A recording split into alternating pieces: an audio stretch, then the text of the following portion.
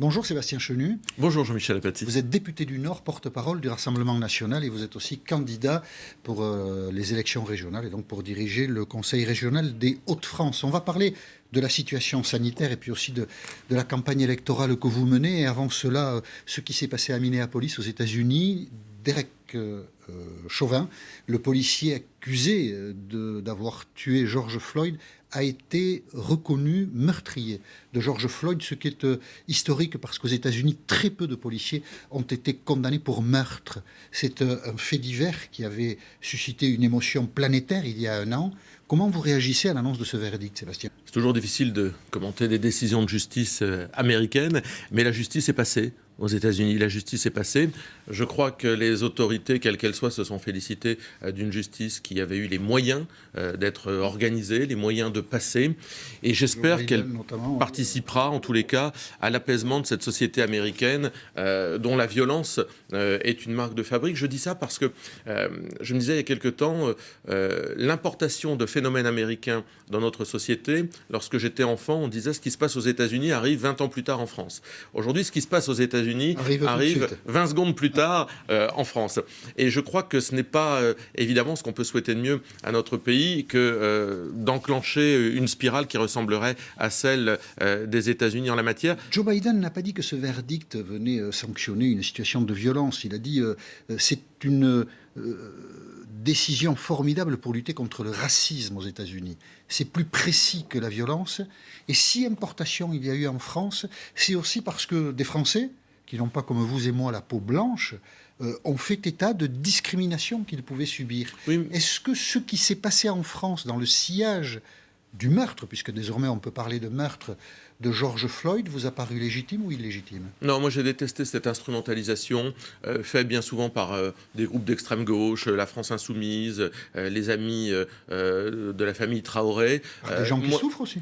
Non, mais écoutez, pour l'instant, je n'ai pas le sentiment que ce soit des gens qui souffrent, peut-être des gens qui font souffrir parfois, parce que la famille Traoré a fait souffrir beaucoup de gens dans le Val d'Oise, et il faut aussi le rappeler. Mais moi, je déteste qu'on importe cette instrumentalisation, en fait, de faits américains pour dire que la France serait un pays raciste, que la police française serait une police raciste. Je ne crois pas à tout cela. Mais la France a démontré... Mais le racisme existe partout sur la planète. Il est fort bien partagé, quels que soient les âges, les opinions politiques.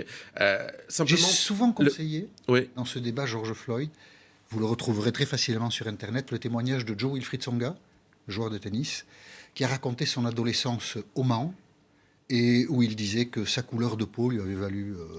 Mais monsieur, beaucoup de difficultés, beaucoup de problèmes et un sentiment d'injustice. Monsieur, je ne nie pas, mais voyez-vous, moi je suis élu de la ville de Denain. Et quand on est élu de la ville de Denain, par exemple, l'une des villes les plus pauvres de France, eh bien, on est en but à des discriminations selon les quartiers où on peut habiter, parce qu'on habite Denain, parce qu'on a un nom parfois ou un prénom à consonance américaine, on se fait moquer de soi. Vous savez, les discriminations, elles existent. Il y en a de toute nature. Ce qui est, toutes sont condamnables. Ce qui est absolument épouvantable, c'est l'instrumentalisation. Faire croire que notre pays est un pays raciste alors que toute l'histoire de la France démontre que nous avons accueilli et assimilé, jusqu'à ne plus pouvoir aujourd'hui le faire, des populations venues d'ailleurs. La Pologne, l'Italie, le Portugal, des gens formidables se sont assimilés sur nos valeurs républicaines. Aujourd'hui, on n'arrive plus à le faire parce qu'on est saturé et parce qu'il y a des gens qui arrivent avec des mœurs, des coutumes, des cultures qu'ils veulent imposer ici et qui ne sont pas acceptables. Faire croire que la police française serait raciste, il y a forcément dans la police française des gens... Ce sont des... enfin, ceux qui le non, mais disent. la famille Traoré, tout ça, laissons de côté croire cela. Laissons de côté ceux qui le disent. Il y a des actes racistes...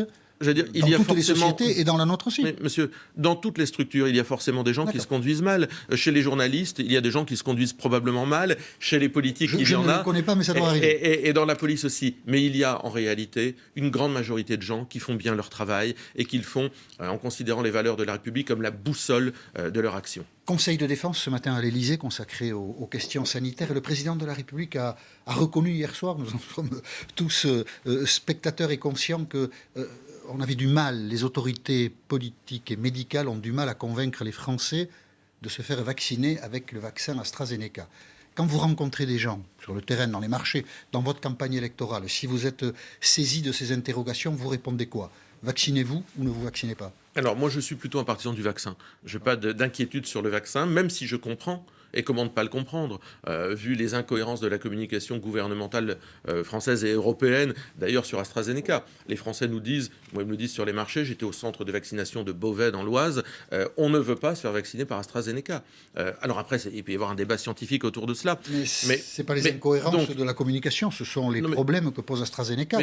Non, AstraZeneca pose en réalité assez peu de problèmes de thrombose, mais je ne suis pas un scientifique, mais ce que je veux dire par là, c'est qu'il faut la transparence dans tout ça. Si les Français ne veulent pas se faire vacciner par AstraZeneca, on ne va pas les obliger. Ça repose sur le volontariat.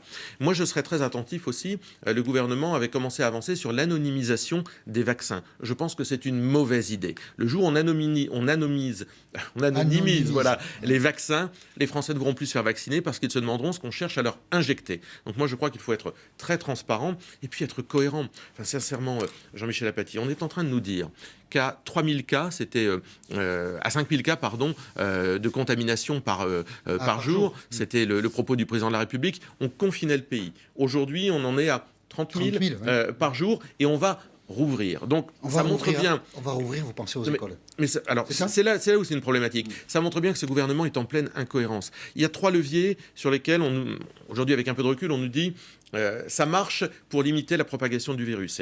Il faut actionner le télétravail, continuer le télétravail, interdire les grands rassemblements sans gestes barrières et sans test, et puis faire en sorte que les écoles puissent rester fermées un certain temps. Et moi, je suis pour des mesures localisées, parce que ce sont les endroits où le virus peut le plus se transmettre. Eh bien, faisons en sorte de maintenir ces 3 leviers, enfin d'actionner ces 3 leviers, le télétravail, interdire les grands rassemblements sans gestes barrières, et continuons à préserver les écoles, à fermer un certain nombre d'écoles, et puis laissons les Français reprendre une vie normale sur le reste.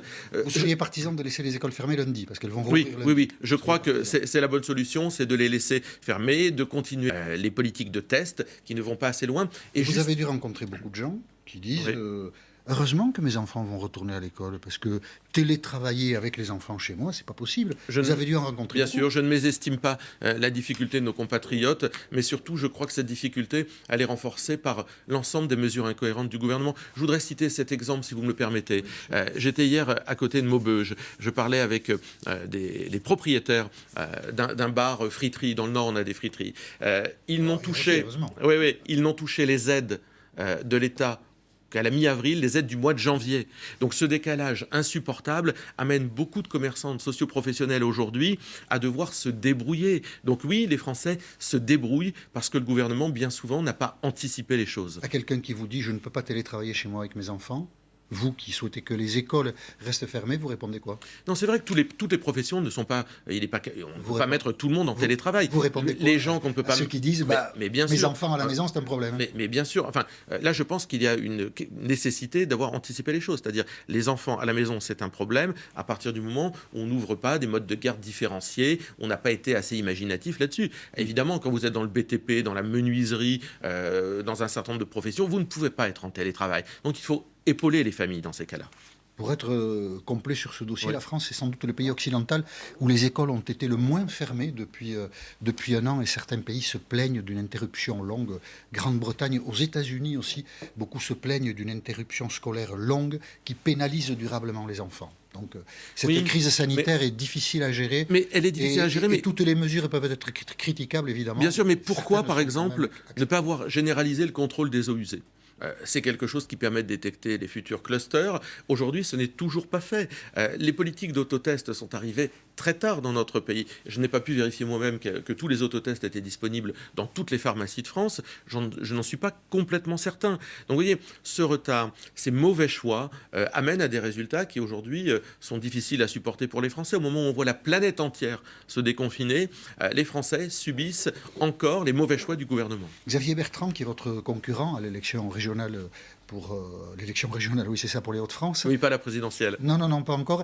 A indiqué hier qu'il souhaitait, c'est lié au verdict de Viry-Châtillon, qu'il souhaitait que toute personne qui agresse policier soit condamnée à une peine minimale d'1 an, sans examen de faits particuliers, que cette peine minimale soit décidée pour ceux qui ont agressé des policiers. C'est une bonne idée ?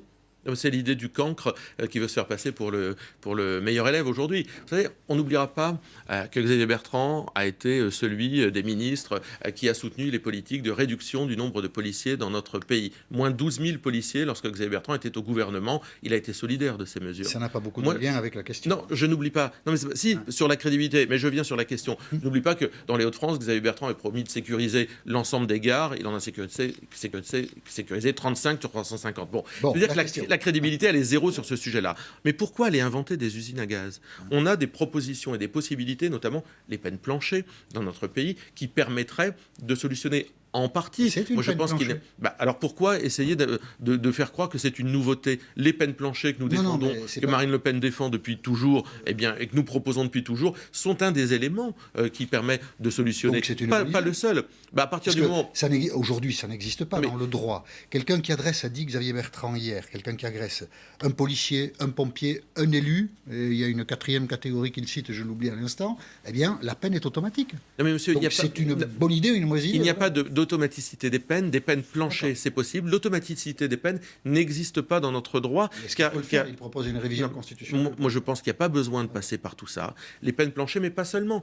Taper les familles irresponsables au portefeuille en supprimant un certain nombre d'allocations familiales, ça fait partie des leviers qui n'ont jamais été actionnés. J'entends pas M. Bertrand le proposer. Eh bien, nous le proposons. Idée, je pense que ça fait partie du panel de possibilités, oui. Si l'aîné d'une famille est délinquant, le puiné est sanctionné.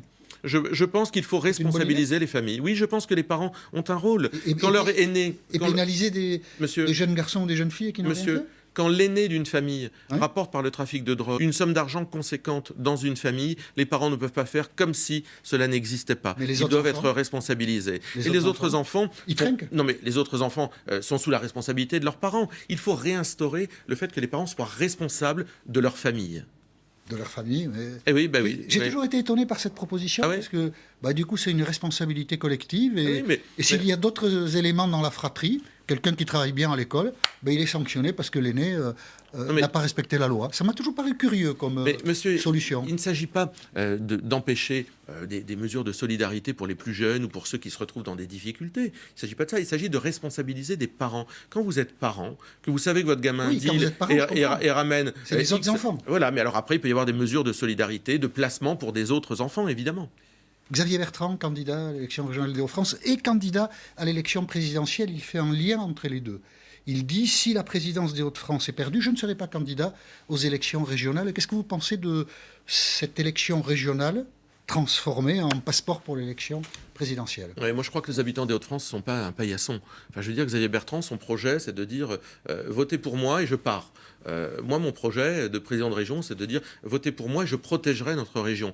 C'est assez quand même désinvolte et insincère finalement que de se présenter devant les électeurs pour ne pas assumer un mandat. Moi, je me présente devant les électeurs des Hauts-de-France pour assumer ce mandat de président de région des Hauts-de-France. Xavier Bertrand se présente pour partir.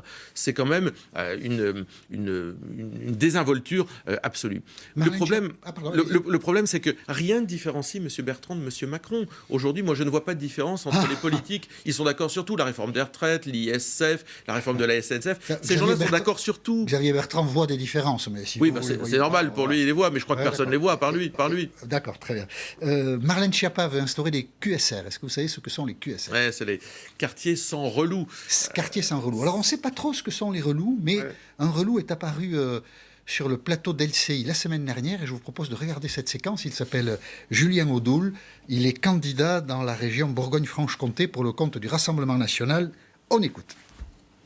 Si je peux parler, monsieur, je ne vous ai pas coupé, moi je suis polie, je suis bien élevée. Allez, chacun son tour, laissez Florence Portelli répondre. Je peux parler? Allez-y. Soyez courtois. Ah, mais je le suis, vous savez. Allez-y. Je suis en train de dire justement qu'il ne faut plus de... Je suis pas blond, moi.